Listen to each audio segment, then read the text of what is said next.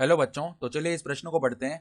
अक्षों को बदले बिना मूल बिंदु को h, k में स्थानांतरित किया जाता है, तब समीकरण से x square plus y square minus 4x plus 6y minus 7 बराबर 0 रेखिक पद विद्यमान नहीं है। तब बिंदु h, k है। तो यहाँ पर देखो, हमें चारों विकल्पों में से सही विकल्प बताना है क्या होगा। ठीक है, तो प्रश्न में आगे बढ़ने से पहले इस प्रश्न से संबंधित जो मुख्य उदाहरण है उसकी हम चर्चा कर लेते हैं।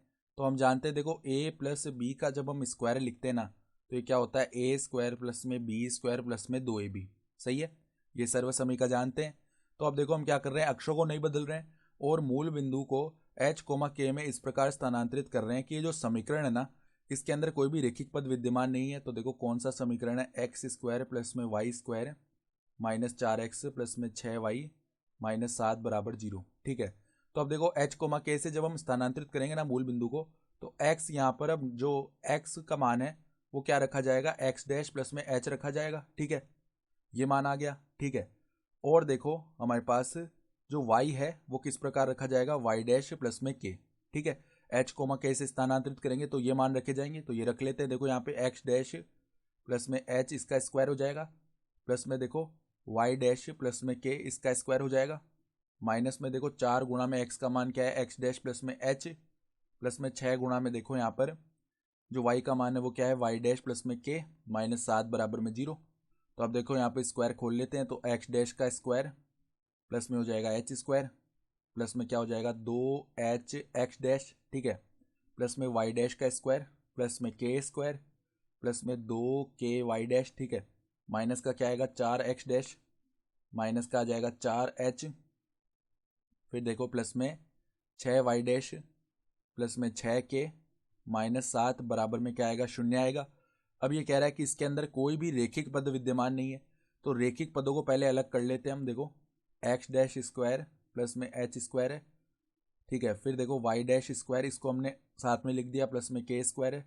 अब देखो रेखिक पद कौन कौन से हैं, पहले अगर हम किसको उभयनिष्ठ ले लें, एक्स को, मतलब एक्स डैश को उभयनिष्ठ ले लेना, तो हमारे पास क्या क्या बच जाएगा, देखो 2h बच गया एक, तो सही है। फिर देखो x का पद कहाँ पे है, ये रहा, तो 2h माइनस में 4। ठीक है, ये पद आ गया, तो ये तो पूरा x डैश हो गया। फिर देखो वो क्या कह रहा है कि प्लस में y डैश, ये भी एक रेखिक पद है, तो इसको भी हमने उभयनिष्ठ कर लिया, तो अंदर क्या क्या बच जाएगा, 2k माइनस में देखो, माइनस नहीं प्लस का आएगा 6।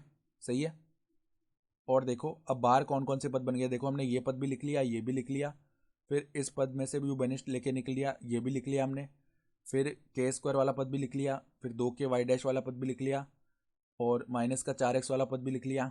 ठीक है, और यहाँ पर एक तो ये पद नहीं लिखा हमने, माइनस का 4h। ठीक है, तो ये लिख लेते हैं, देखो अलग से, माइनस का 4h प्लस में 6k माइनस का 7 है बराबर में 0। ठीक है, तो अब ये क्या कह रहा है कि ये जो समीकरण है ना, इसमें रेखिक पद विद्यमान नहीं है, यानी रेखिक पद ये जो एक्स डैश और वाई डैश है ना, ये शून्य आ रहे होंगे, यानी इनके गुणांकों को शून्य कर देते हैं, तो 2h माइनस 4 बराबर में आएगा 0।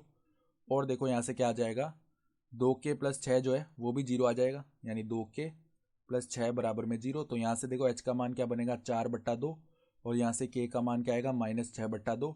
तो h का मान तो आ गया 2 और k का मान आ जाएगा माइनस का 3। ठीक है, तो h, के आगे 2, माइनस 3, यानी विकल्प सी जो है वो हमारा सही विकल्प आ रहा है। तो आशा करता हूँ कि आपको ये प्रश्न समझ में आया होगा। धन्यवाद।